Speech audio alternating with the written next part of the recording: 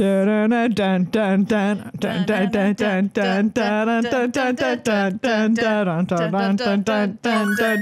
ready for this? Anyways. All right.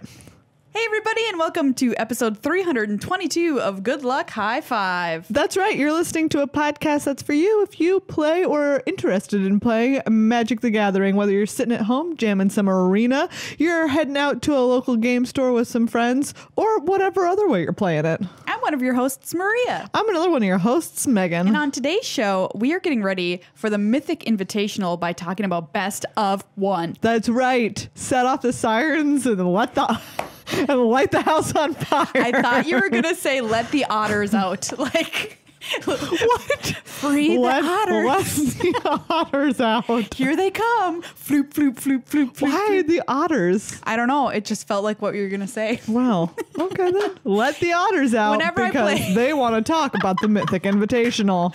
Whenever I play Best of One, I definitely have a feeling that I'm just freeing my own inner otter, of sideboarding. Oh, yeah. Otters notoriously hate sideboarding. That's right. They're too like relaxed. Chill. Exactly. They're too just letting the river take them where it goes. Cracking an oyster on their belly.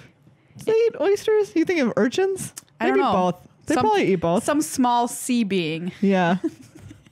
Is what they eat. Anyway, yes. The point is, we're talking about Best of One, which we really haven't taken the chance to do on this show too much. That's right. It's a very new format, brave new world, and it's the format, in a way, of the Mythic Invitational coming up at PAX East this weekend. There will be no sideboarding at the Mythic Invitational. No! How about that? None. Pretty wild. It's gonna be fast. You're gonna watch a format that has no sideboarding. That's true. But pretty cool. There might be cards in the sideboard. What? You know? Because of say Masterminds acquisition? That's right. Pretty sick. So we're going to do a deep dive on that, what to think about if you're interested in playing Best of One, some tips and tricks from the pros based on an article from Brian Braun-Duin, and just some information like on land drops and that kind of thing, what you should keep in your head as you're watching the tournament or checking out Best of One on your own and trying to maximize your win rate. That's right. We're also going to have a story time. We're going to figure out what's going on with the Gruul these days. Probably a lot of smashing. Do you know what? There is a lot of smashing. I knew it! It is primarily demolition and then other stuff. Primarily demolition. I would say that the story was about 1, tattoos. Okay. 2, building destruction. Wow, that seems the most Gruul thing I could possibly imagine. Yeah, right? I want to put on my business card under my name, primarily demolition. But I'm not a contractor. But you're not. No. Also tattoos first. Oh, tattoos, yeah. Tattoos. Primarily demolition. Primarily demolition. I love it. But before we get into the show, big thank you to everybody who helps make the show a show on patreon.com/GLHFmagic. That's right. You make this show possible. Thank you to everyone who has joined our family, whether you are very recently a patron of the show or you've been a patron for as long as it's possible to be a patron. Everything that you contribute means so much to us. If you're interested in that and you have the ability to, as little as $5 a month goes a really long way for us and makes a huge difference. Yeah, you get access to our Discord server, to bonus videos every single week and the extra special patron special, and rewards like stickers, magnets, and playmats depending on how long you donate, that kind of thing. Exactly. And maybe you're sitting there thinking to yourself, but not my $5 can't make a difference. Your $5. Literally yours. It's literally your $5 that could make a huge difference to us. So if you're able to, please do. I mean, if you're sitting through listening to this part of the show, I feel like this message is for you. For you, yes. Thank you also to Card Kingdom, cardkingdom.com/GLHF.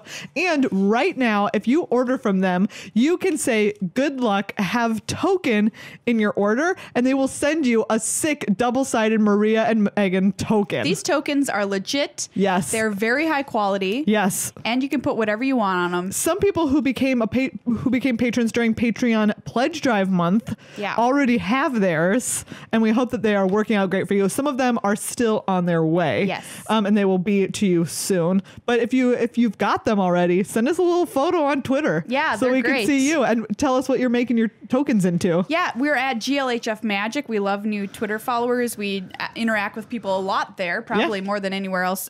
So just, give us a follow if Twitter is something that, you're brave enough to use on a day-to-day basis. Do you know what? It requires a lot of bravery. I'll admit that I, for one, in my personal life, do not have that.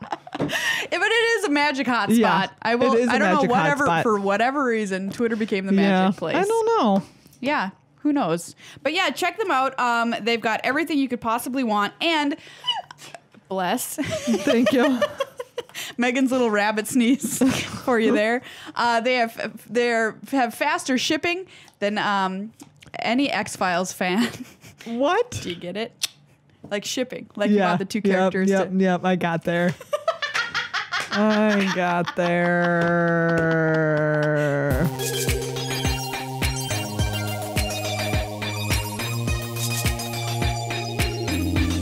All right, Megan, let's talk about best of one. That's right. Best of one or worst of one? I mean, depending on the person that you ask, the answer is different. Yeah, that's true. How opinions work. You know what the thing is, though? Why this is so polarizing is because it's an entirely different format of Magic, period. It is not standard. No. It is standard best of one. Yes. Because those two things have a little bit of overlap, but they are not synonymous. Just the way that modern and standard sometimes have have the same cards in them. Yeah. That does not mean that they are the same format. No.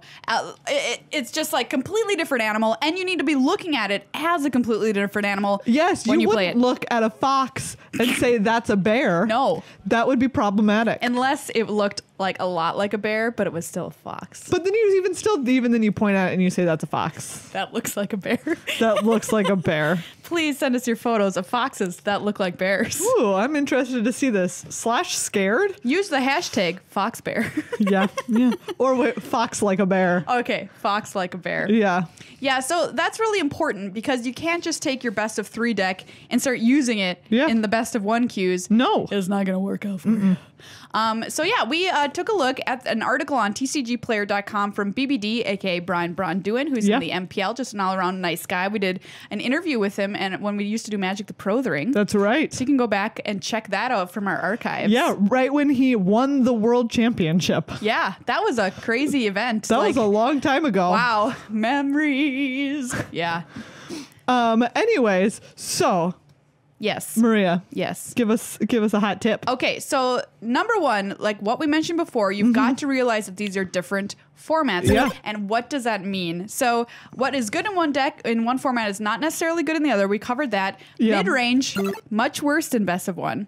Yeah. Because you should really be kind of like black or white in your game plan. Which does not mean in the color pie black or white. But it means that you're looking at very linear strategies. It's either like you're all in on being super aggressive or you're all in on being very controlling. Right. Decks that can win game 1 are obviously much better in best of 1. Yes. Meaning that you cannot correct after sideboarding, because in best of 3 sometimes your deck is kind of a dog in game 1 or whatever. Yeah.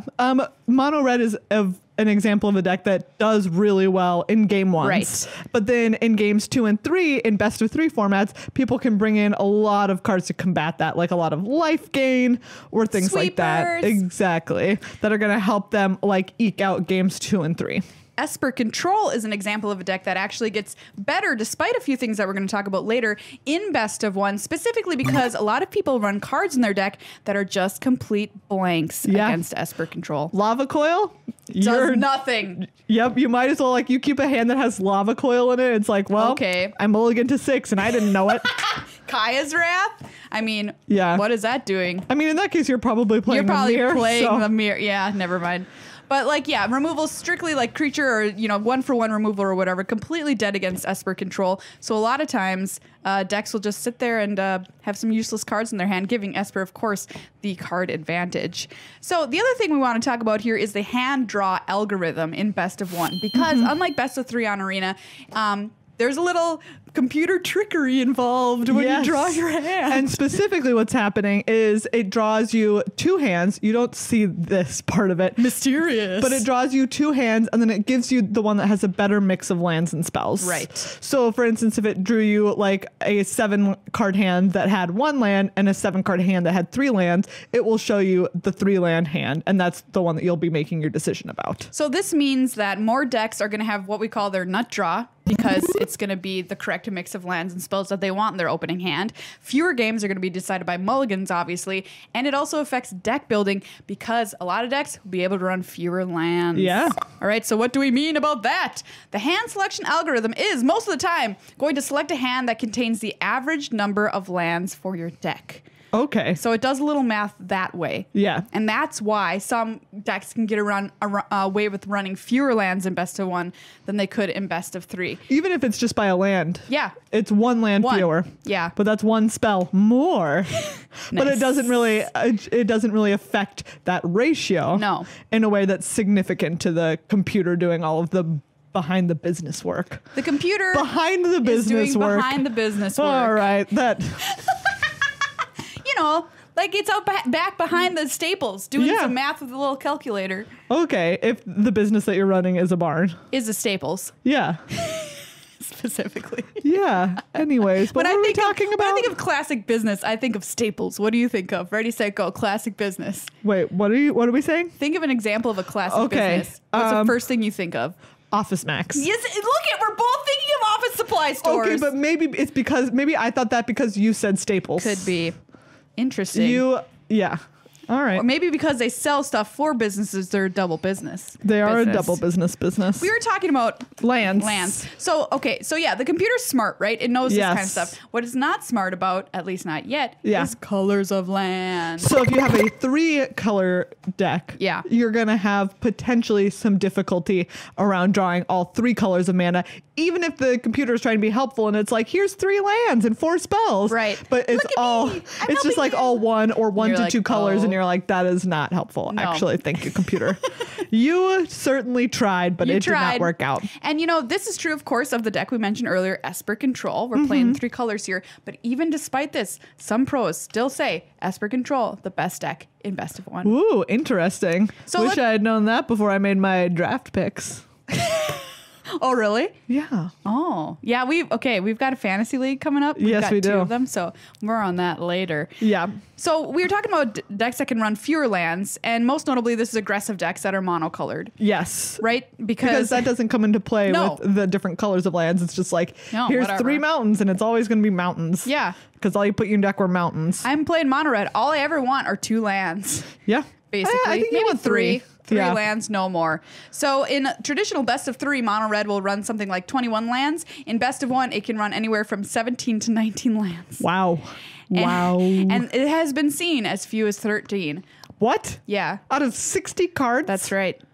That is completely I think that wild. I think that's a little That's off people who are just the rails. they're riding the wave. Yeah, they're trying real hard to game Yep. the system. But even 17 to 21, that's a huge difference. Yes, that's 4 whole other spells that you're putting in your deck. And when you're making your deck, you got to think about this. Or if you're just like, playing a net deck or whatever, you're going to have a much better chance of having a great opening hand playing these aggressive decks because you don't have to worry about color. Yeah. You don't have to worry about ever drawing a lot of lands. Yeah. And you don't have to put a lot of lands in your deck. It also means that if you are looking at your own personal opening hand and you're like, well, this hand is going to be good if they don't do anything for 2 turns. Right. You don't have that. You don't have that buffer. No. That buffer's not there. Put that hand back. Or you're like, what if they missed their land drop or something? No. Put that hand back. Ship it. It is not going to work out for you more times than it will. Accurate. Yeah. So let's talk about versatility because you've got to be able to play against a variety of decks in best of 1 and not stumble and fall on your face because you ain't got the possibility of a sideboard, my friend. That's right. There's no sideboarding. If you fall on your face once, as far as everyone's concerned, you died there. that, as far as best of 1 is concerned. Exactly. That's what I'm saying. Yeah. It saw you die once and it's like, it sees you stumble and they're like, they're gone. They're gone. They're gone. So I want you to think about this like okay, say you're playing Esper Control and the only win condition you're packing is Teferi, okay, which is a case that some people have played in best of 3. Yes. Well, guess what? What if your opponent plays the Immortal Sun against you? Womp womp. You can never win. Wait, I have Guess Mortify. you can mortify it. Yeah. You've cast all your Mortifies in this scenario. Wow, It's I been a really long did not. game. I did not plan well for this. Who am I? What's my name? Your name is Jared. Okay, my name is Jared. Yeah. And I'm playing an Esper Control list. Yes. That only has the win condition of Teferi. Yes. I've cast all of my Mortifies. Yes. And all of my counter spells, or Yes. they managed to resolve the Immortal They Sun. resolved it. Wow, I really messed up. Your middle name is Peanut, and your last name is McGillicuddy. So my Jared full name is Peanut Jared Peanut McGillicuddy. Yes. And I have no way to win the game. That's right. That could be you if you don't think about versatility. All right. This also comes into play with cards like Cast Down, which is a totally normal best of 3 card. Yes. But what if they don't have any creatures? What are you going to do? Well, I'm just gonna cry. Yeah, cry or put Assassin's Trophy in your black-green deck instead. Ah, interesting, because that hits Yeah. many different kinds Yeah. of permanent. So that's kind of like the way that you got to think about it is if I can help not having a dead card against however many of the matchups, I probably should do that thing. And we talked about this a while back when we were talking about best of 1 before. Yes. How play design and R&D have specifically said that they're looking at ways to develop cards for best of 1. Yeah. So you look at something like Knight of Autumn, Yeah, which exactly. specifically is a card that's built to not be dead in a best of 1 matchup. It can just be a big old creature. Yeah. It can gain you life. It can destroy an enchantment or an artifact, which is like very relevant. Ravager Worm. Yeah, so that's the kind of card that it's like, oh, this has so many different modes on it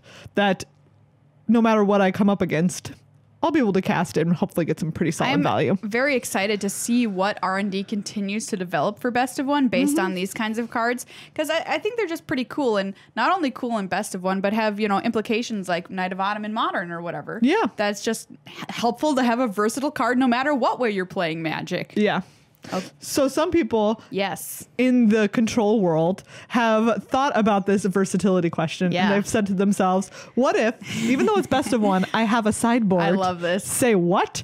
But you're not going to sideboard. What else are you going to do with those cards? Well, you're going to Mastermind's Acquisition and search for them. I love it. Pretty spicy. Yeah, Mastermind's Acquisition lets you go into your sideboard and take out whatever you want and Put it in your hand. Put it in your hand. So you can't actually submit a sideboard for sideboarding, but you can have a sideboard for non-sideboarding situations. Yes, for Mastermind's Acquisition situations. Yes. And so BBD says in his article he thinks any deck that can play Mastermind's Acquisition realistically should play Mastermind's Acquisition, which I think is very interesting. What a thought. I mean, if you So you're looking want a at toolkit, like green black, even though we've said mid range is bad. Yeah. But Esper Control. Esper-Control, more maybe. specifically. Yeah. All right. mono black. Yeah. That is a deck I've come across in Best of when I was playing around with it a little bit the other day. Yeah. Yeah. I mean, like, imagine if you just always had what you needed in any given situation. I can imagine that so You know well. what I mean?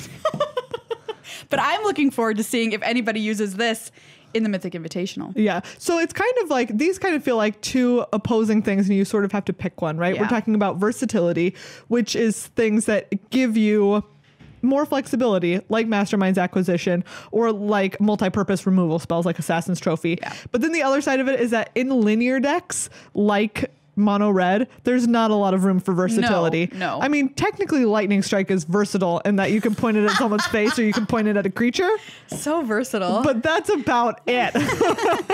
That's like the end of versatility Yes. for that deck. Yes. And the same goes for something like mono blue. It's like, Good well, point. I have some creatures and I have some counter spells. Yeah. The end. The end. All right, so let's talk about something that people have been tweeting a lot about, actually, the people who are competing in the Mythic Invitational. A few people tweeted out that playing first was their main goal in this tournament. Wow. Like, after so much testing, I'm pretty sure it was Gabby Sparks who tweeted, "What I can hope is that I'm on the play." And Yeah. so we got a little bit of math in this article from Brian Bronduin, who looked to his teammates, and out of 2,000 games played between them, which is, Ugh. a large sample size Yeah. for them, but a relatively small sample size, all things considered.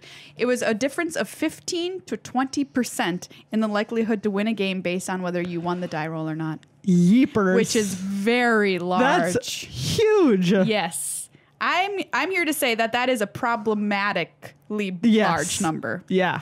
And hopefully, wow, as R&D continues to develop Best of One, I mean, this is the first time it's ever around, so we got to cut them a little bit of slack here. They can try and hopefully get this number down closer to 50-50. Wow. Yeah, that's a big chunk. Big chunk. Painful.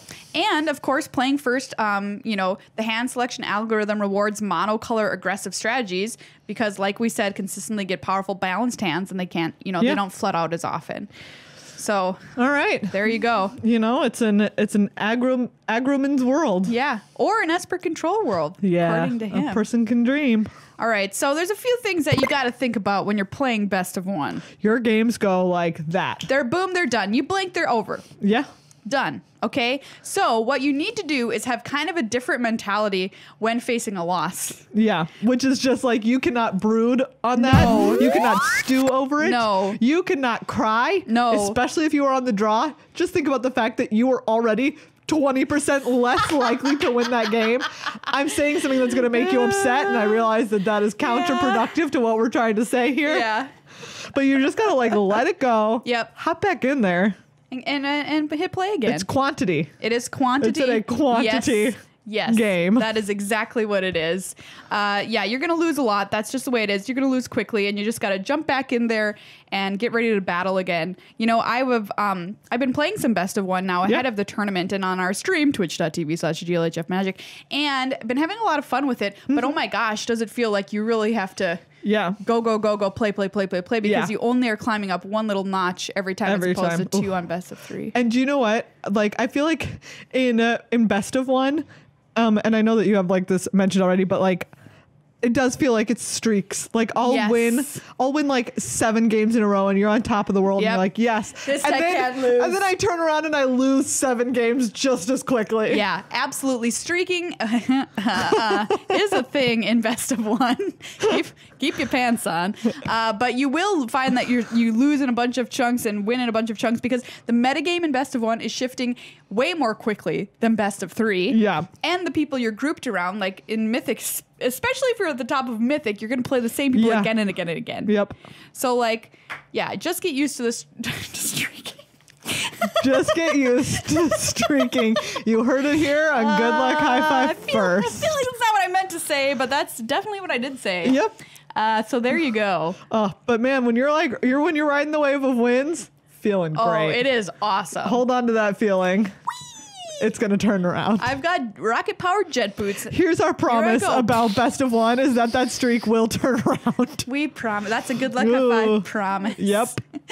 All right. So what about some tips when you're playing Best of One? All right. So you've got to play you've got to jam. That's the way I think about it. You cannot look at those hands and it's like, well, this is fine if they don't do anything until turn 3. Yeah. Nope. That's not going to work. Not okay. They're going to search for his Canta you. They're going to thought erasure you. They're going to play 1 billion little creatures. They're going to Siren Storm Tamer and Curious Obsession. Yeah. You're going to be done for. Because on average, remember, these hands are going to be better than your average hands in Best of 3. So you've got to assume that your opponent usually has whatever card they need. Your opponent's hand is good. They've got it. They've got the land drop. They've got that creature that they needed onto. Whatever. They have it. Sit there and know for yourself that it's just their hand is good. Their hand is good, and you just have to be like, well, I'm just going to play my hand the way that my hand works best. And if they're going to counter my spell, well, they probably will, and I'm just going to go for it. You just got to keep living on. Yes. So you don't have the luxury of just sitting there,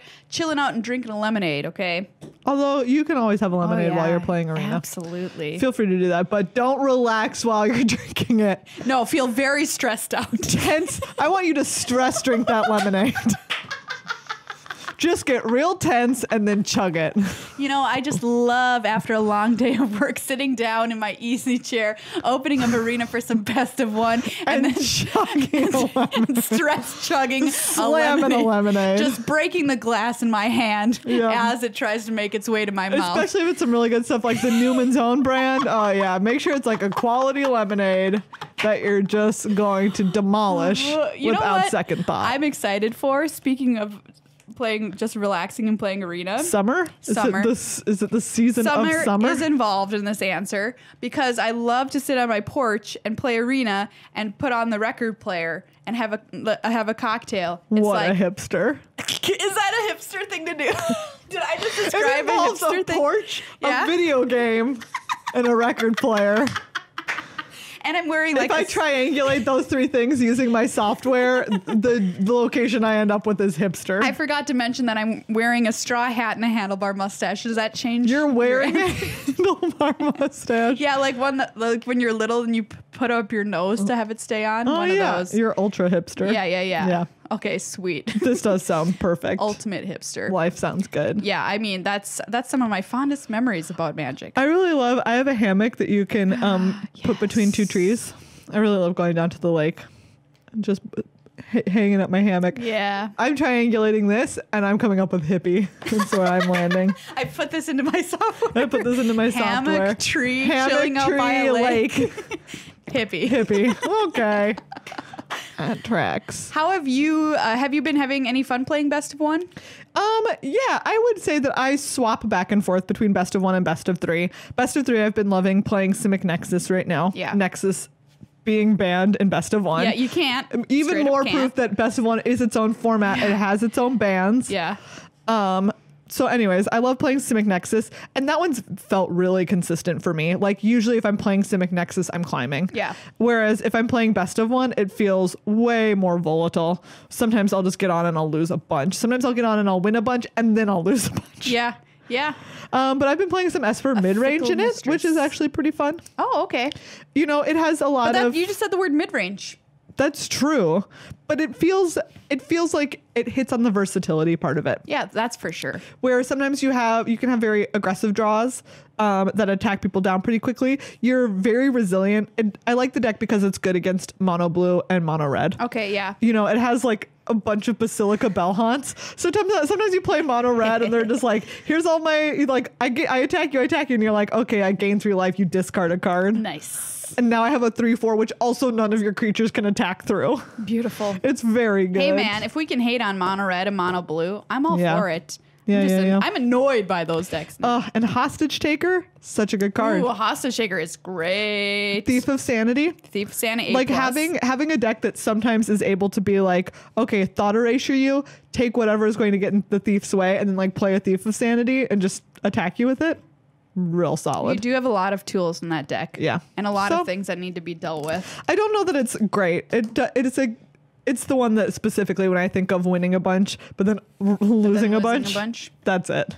I've been playing some White Weenie in Best of One. Yeah. Because we were talking about the show last week, and you're like, Maria, if you want to scoot past Platinum 2, you should probably just play White Weenie. And I'm like, Yep. yeah, you're probably right. Yep. And, you know, it is fun. But at the same time, it's like it can be so linear that I'm just Yeah. like, okay. I'm kind of bored of this deck. Yeah. So in this article that we've been mentioning, we'll put a link to it in the show notes, is a deck from BBD, which is called White Green Angels. Yeah. Which I've just been playing a little bit a few minutes ago and was super fun. This is a very fun deck. And it has versatility, which Yeah. he was talking about. So you're running Jade Light Ranger, you're running Merfolk Branchwalker, and of course, if you're running those, you're running Wild Growth Walker. Yeah. So there you've got your life gain to deal with aggressive strategies. Get wrecked, mono red. Yes, absolutely. Then you've got Knight of Autumn, 2 copies of that. Mm-hmm. Like we said, a card specifically designed for Best of One. And then you've got your bangers like Lyra Dawnbringer, Resplendent Angels, and Shalai. So like whatever. Yep. Some real Shalai, bangers. Vivian Reed's in this deck. Adventurous Impulse to help you find what you Mm-hmm. need, which I think is kind of cool. And 2 copies of Ixalan's Binding. Yeah. He also has a Dovin's Acuity Esper Yes. control list. Dovin is such a cutie. This is my real This jam. looks like your jam right here. Yeah. It is running 3 copies of Mastermind's Acquisition Nice. and has a sideboard that goes with it. That's a bunch of one-ofs. I love it. So classic. Ooh, you should try this one out. I'm going to. Do you think you have these cards? I think I do. I mean, it's a bunch Cry, of stuff. Dovin's Maybe not Acuity. Mission Briefing. That's a weird one. You probably drafted it though at some point. Maybe. Nightmare's Maybe. Thirst? But all of these, like a lot of these sideboard ones are one of rares. I love it.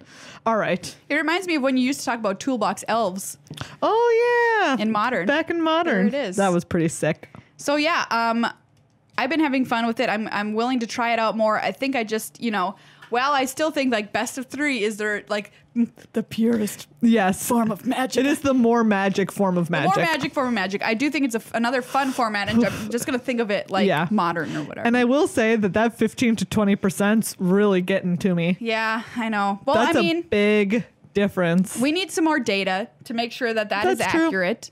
But But that you does have not it. make it no, it does not make it easier pill any to easier swallow. to stomach. Yeah. Yes. Yes. So the Mythic Invitational coming up this weekend, PAX East. That's right. We've got competitors going in there. The MPL. We've got the challengers. Or the people like streamers hanging out and battling. Yeah. And they're playing best of 1. See how that format shakes out. And on gonna be Sunday, wild. there's going to be a whole bunch of previews for War of the Spark. Yeah. So get hyped. So let's talk about our fantasy leagues. Oh, yeah. So we did fantasy leagues for the last Mythic Championship. So it only stands that we're going to do them here for the Mythic Invitational. Same format. Pick 10 cards, pick 10 players. It's not a snake Yep. draft. It's just pick 10. And if you want to play, there's links to our player draft and our card draft in the show notes below.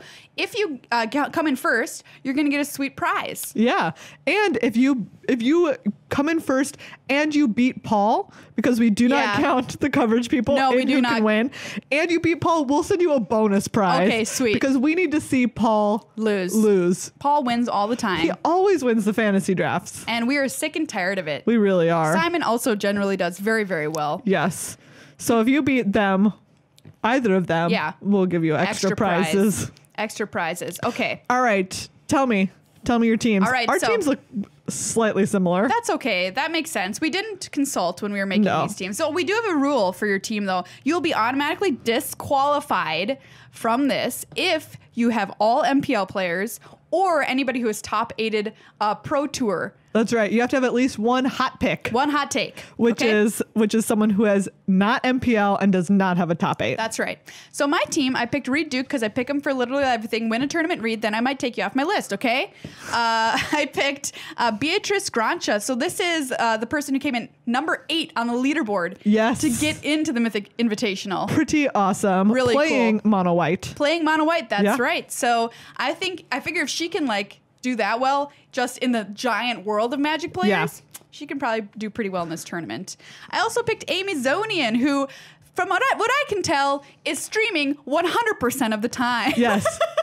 When is she not streaming? Never. I don't know, because every Never's time the I answer. check, she's always streaming. Yep. So I figure, you know what? If you're doing that much streaming, you're on my list. Yeah. I picked Andrew Ellenbogen, hometown hero. Gregor Kowalski, who's also somebody who plays You like... pick Kowalski a lot. He plays Magic nonstop. Yeah, that's true. I talked to him and I'm like, hey, tell me like how much of your day do you play Magic? And he's like, oh, it's just a little bit. I'm like, talk to me about hours. And he's like, I don't know, like 15 hours. And I'm like, that's not a little bit, Just Greg. a little bit.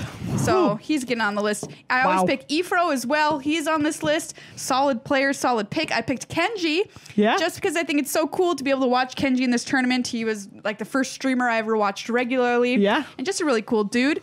And he just got married, so he's going to have the boost, the happy You think boost. he has a marriage boost? Marriage boost. Boop.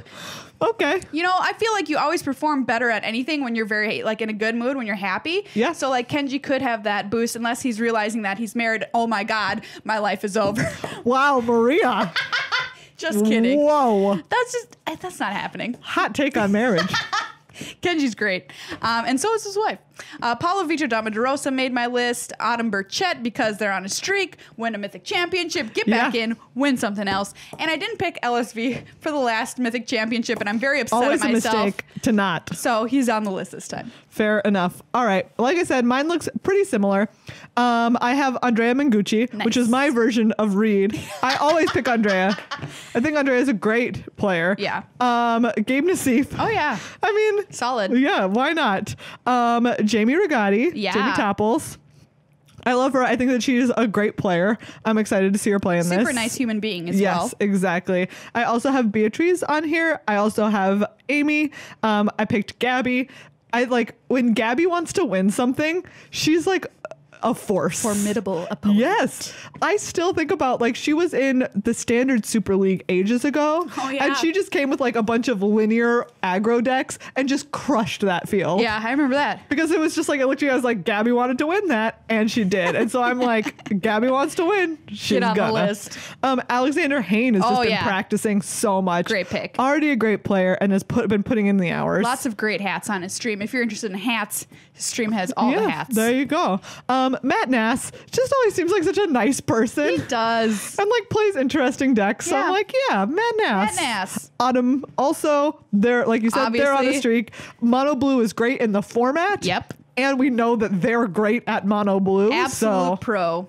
And I went your route and put Reed Duke on my list. Wow.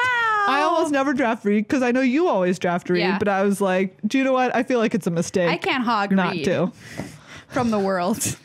So anyway, you don't have to pick the same players as us, or you can, whatever you want to do. Probably Yep. don't do the exact same ones because that doesn't make any sense. Yeah. But yeah, feel free to pick whoever you want for your league. Yes. So let's take a look at cards. So each card will earn your team 3 points per copy that appears in the main deck of a deck in the top 8, plus 1 point per copy in the sideboard of a deck. So like, I guess if it's the Mastermind's acquisition plan, you get in a couple extra bonus Ew. points or whatever. Yeah. I don't know. Here's my team. History of Benalia, best art, and best card. Tithe Taker. All right, you're on that mono white plan. Mono white. Mortify. All right. So if anyone brings a mid-range deck, I don't know why they would, but Esper Control. Yeah. Scary Terry. Terramander's on this list. Mono blue. Opt is on this list. It appears in a few decks. Hydroid Crassus. Yeah, sure. I think Yeah. people will play that. Llanowar Elves. I've been coming up against a couple of big green decks to try and power out Gulta. It might be in there. Teferi, Hero of Dominaria. We can't have a list without putting frickin' Teferi on it. Shock and Goblin Chain Whirler. Nod to Mono Red. Wow. All There you right. go. So I have Merfolk Branchwalker. Yeah. I think that it's just, it's a solid 2-drop. All right. History of Benalia, my nod to mono white. Yep. Dive down, Mono doing blue. its thing. Hydroid Crassus, I love that card. Conclave Tribunal, Oh, nice. Chart a Course. Nice. Draw 2 cards. Nice. But you want me to attack with the creature? What? Anyways. Shock. Yep. Opt. Yep. They're 1 mana. They're 1 mana and they Yeah. do a lot. Chemister's Insight and Terramander. Yes. So I feel a little all over the place with my picks this time around. That's but okay. I also have, this format is like unexplored territory. Yeah, I don't know. Like, is it right to pick all cards from one deck and just bank on that? Yeah, I don't know. Potentially. We're going to have to chart a course through these unfamiliar waters. So again, if you want to play, check out the show notes or the link underneath this video. You have until the tournament, the night before the tournament, to submit. You can't submit, obviously, when the tournament is going. It'll just be shut down. So get your picks in. Yep.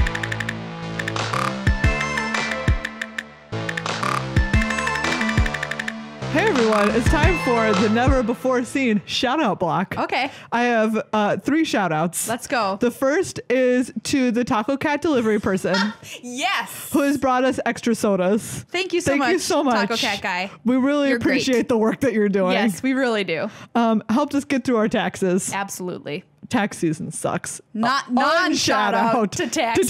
season. Number 2 is Ray Future Pro, who reached number 1 in the Mythic rankings. Ooh, nice. Over the last couple of days. Congrats. That's Ray Perez Jr. Yeah. Also known as Ray Future Pro. And third is to the person in our leagues who named their teams Jace's Mom Has Got It Going On. Those are my 3 shout outs. Yes, great shout Real nice outs, work. Megan. All 3 of those people.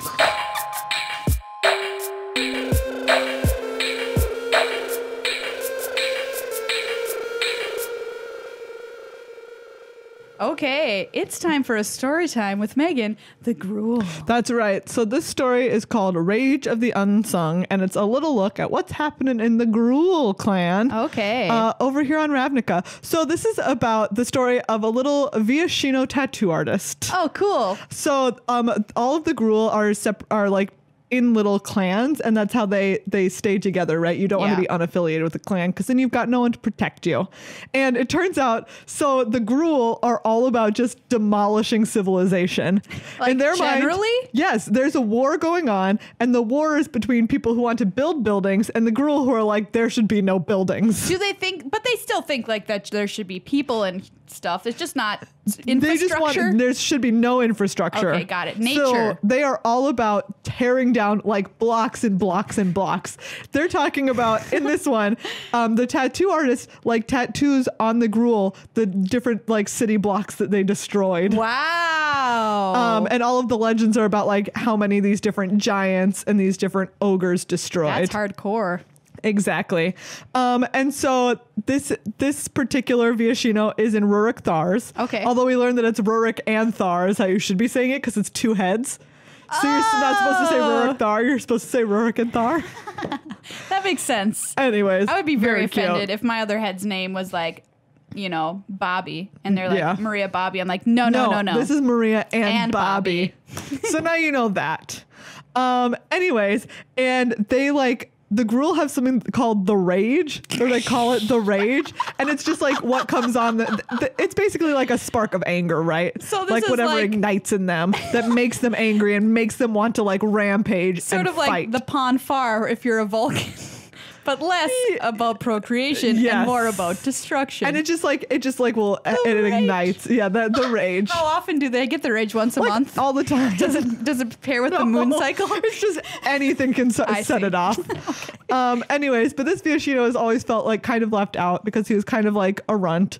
And has never felt the rage about anything. So he always just is like, yeah, okay. One day I'll be mad, maybe. Exactly. That's really what he's like. Anyways, and he's like looking around at the Rubble Belt, which is the Gruul stretch of territory. And he's like, what is wrong with everything? Like all of the plants and the animals are kind of like wasting away. Oh. And he's like, no one else is noticing this. What's happening, right? Like everything kind of has, like all of the plants are wilting. All of the animals are really listless. And so he's like, what's going on? And he's trying to make this ink to tattoo people. But because all of the ingredients, which are all these natural ingredients, I aren't see. doing that well, he can't get the ink to work properly. So he tattoos all of these people the night after their big, tearing down of buildings. And then some of them set on fire, like the ink spontaneously That's ignites. badass. And he gets kicked out because they're Rurik and Thar kick him out because that's bad. Okay. I think a flaming tattoo is really cool. I but know. Whatever. But they're upset about it. So anyways, he gets kicked out, and that's when he goes and he notices that like even the bones of like the animals in the rubble belt are like kind of rubbery and like nothing's doing as well as it should be. So he like tries to creep back to be like, we need to look at this. We need to examine this.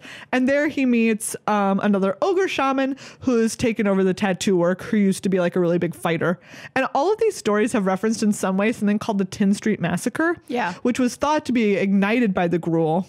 But seems like it might have actually, like, there's actually no clarity. Okay. And also going back to the Azorius story, not the Azorius story, the Rakdos one about freeing all of the people from prison. Yeah. Some of the Gruul characters in this have recently gotten out of those prisons. Okay. So this is after that story. Yeah. Or closely. Are closely related. Yeah. Yeah. They've like recently returned, a lot of Okay. them. So anyways, there's this shaman who used to be a big fighter. And he looks at like the ink that she's making and it's really nice. And so he like follows her around and they go into Celestian territory and they collect the ingredients. There's like Hydra eggs and maca dung and like some tree bark stuff. And dung tattoos. Exactly. Nice. I mean, it's the Gruul. And so while they're in Celestian territory, they're looking at how they're so mad because Celestian, even though it's about the natural world, it's so ordered. And they're like, nothing is allowed to grow the way that it wants to. It's I all was like going very to structured. ask you about this. I'm like, shouldn't the Celestia and the Gruul be best friends? No, they're not, because the Gruul are just like, you're trying to order all of this beautiful chaos of I nature. see. And the Celestians are like, it should be ordered.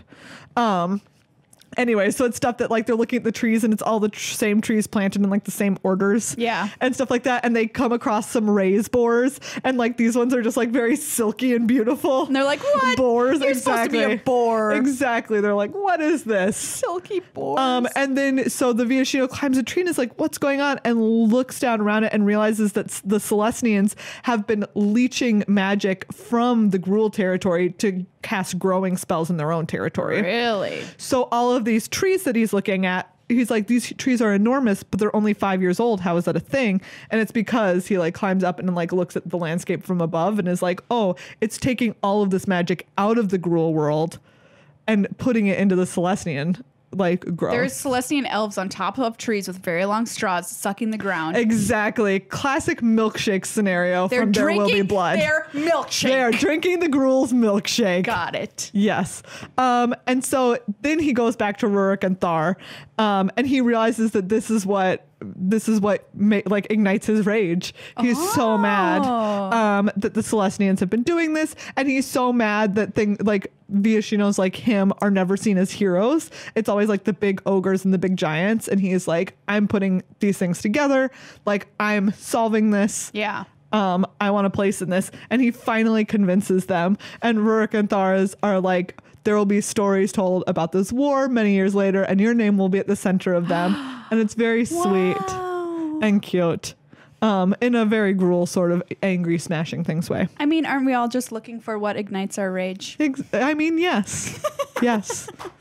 Exactly. It was actually like a great story. That's a great story. Yeah. And it's really creepy, right? Like when he's in the Gruul territory and you're like, what is doing this? You said rubbery bones, and that really disturbed me. Yeah, because he's like eating something, and he like, it's like, he like looks at the bone underneath it, and he's like, this is not right. It's like pliable and stuff. Oh, that spooks me. As it should, right? And it's really fascinating that the Celestians are just sort of like, well, we get to take this because we're growing things in order and beauty.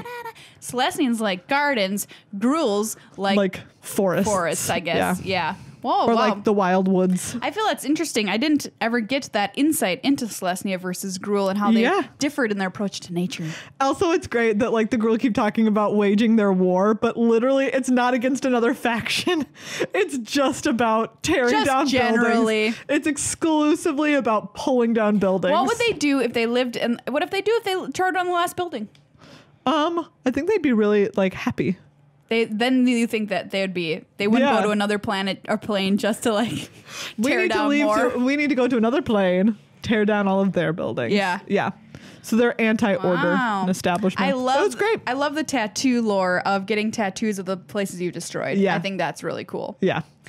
So I need to get one of the McDonald's that I grew up across the street from when I burn that sucker to the ground. What? Sorry, police, you can't prosecute me. The time limit has been 20 years. It's been 20 years. So I'm innocent. I'm a free man. You can't get me. You can't get me, coppers. I don't think that this is how any of this works. Statute of limitations on arson. I would Google that, but I don't want it in my search history. Statute of limitations, arson. Yeah, like I'm not searching that. I won't.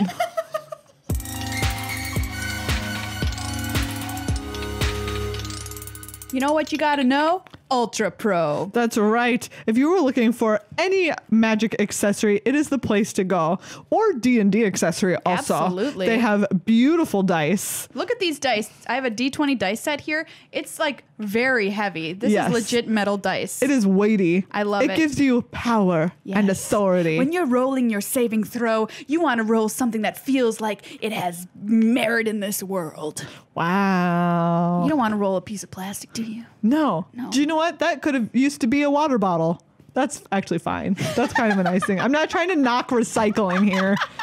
This turned around on me. This got out of hand. Look, they have great stuff. Yeah, they do. Deck boxes, dice. We haven't talked about these in a while, but like I love their beautiful full art land life. The notebooks. The notebooks. Those are great. For tracking life totals. They are like beautifully gridded on the inside. Very nice. Yeah, Ultra Pro, quality stuff to accessorize for Magic or Dungeons & Dragons. Check them out on ultrapro.com or go to cardkingdom.com/GLHF because they sell a bunch of their great stuff there as well.